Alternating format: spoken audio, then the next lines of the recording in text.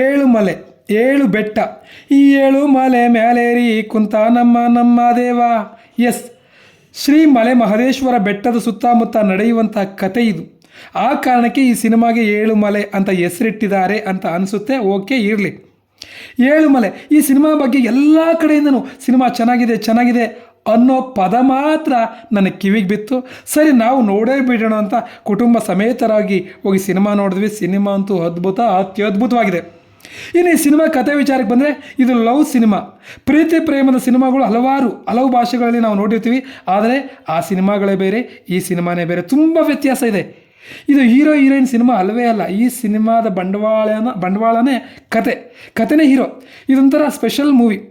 ನಾವು ಕೆಲವೊಂದು ಸಿನಿಮಾಗಳು ನೋಡ್ತಿದ್ದಾಗ ಮುಂದೇನಾಗುತ್ತೆ ಅಂತ ಗೆಸ್ ಮಾಡ್ತೀವಿ, ಅಥವಾ ಅಕ್ಕಪಕ್ಕ ಕೂತು ಮಾತಾಡ್ತೀವಿ, ಇಲ್ಲ ಮೊಬೈಲ್ ನೋಡ್ತೀವಿ. ಆದರೆ ಇಲ್ಲಿ ಅದ್ಯಾವುದಕ್ಕೂ ನಿರ್ದೇಶಕರು ಅವಕಾಶ ಕೊಟ್ಟೇ ಇಲ್ಲ. ಹೊಸ ಆಲೋಚನೆಗಳನ್ನು ಇಟ್ಕೊಂಡು ಪ್ರೇಕ್ಷಕರ ಆಲೋಚನೆಗೆ ಬಿಡದೆ ನೆಕ್ಸ್ಟ್ ಏನು ಕುತೂಹಲದಲ್ಲೇ ಈ ಸಿನಿಮಾ ತೊಗೊಂಡೋಗಿದ್ದಾರೆ. ಸಿನಿಮಾ ಮುಗಿಯೋವರೆಗೂ ಸ್ಕ್ರೀನ್ನೇ ನೋಡ್ತಾ ಇರ್ತೀವಿ. ಆ ಲೆವೆಲ್ಗೆ ಸಿನಿಮಾನ ಮಾಡಿದ್ದಾರೆ. ಇದು ಡೈರೆಕ್ಟ್ರ್ ಮೂವಿ. ಈ ಸಿನಿಮಾದ ನಿರ್ದೇಶಕರು ಬಂದು ಪುನೀತ್ ರಂಗಸ್ವಾಮಿ. ಡೈರೆಕ್ಟ್ರೇ ಹೊಸ ಆಲೋಚನೆಗಳನ್ನು ಇಟ್ಕೊಂಡು ನಮ್ಮ ಕನ್ನಡ ಇಂಡಸ್ಟ್ರಿಗೆ ಅದ್ಭುತವಾದಂಥ ಸಿನಿಮಾ ಕೊಟ್ಟಿದ್ದೀರ. ನಿಜವಾಗ್ಲೂ ತುಂಬ ಥ್ಯಾಂಕ್ಸ್. ನಿಮ್ಮ ಜರ್ನಿ ಹೀಗೆ ಸಾಗಲಿ. All the best. ನಾನಂತೂ ಸೀನ್ ಟು ಸೀನ್ ಈ ಸಿನಿಮಾ ಕತೆ ಹೇಳಲ್ಲ, ಕತೆನೇ ಹೇಳಿಲ್ಲ ನಾನು.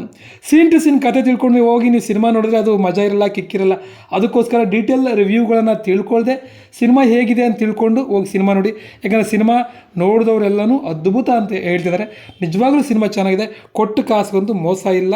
ಓಕೆ, ಈ ಸಿನಿಮಾನ ಥಿಯೇಟ್ರಲ್ಲೇ ನೋಡಿ. ಮಿಸ್ ಮಾಡಿಕೊಂಡ್ರೆ ನೀವು ಯಾವತ್ತೂ ನಾಳೆ OTT ನೋಡಿದಾಗ ಅಯ್ಯೋ ಎಂಥ ಅದ್ಭುತವಾದ ಸಿನಿಮಾನ ಮಿಸ್ ಮಾಡಿಕೊಂಡೆ ಅಂತ ಫೀಲ್ ಆಗ್ತೀರಾ. ಥಿಯೇಟ್ರಲ್ಲೇ ಈ ಸಿನಿಮಾ ನೋಡಿ. ನಮಸ್ಕಾರ, ಥ್ಯಾಂಕ್ ಯು.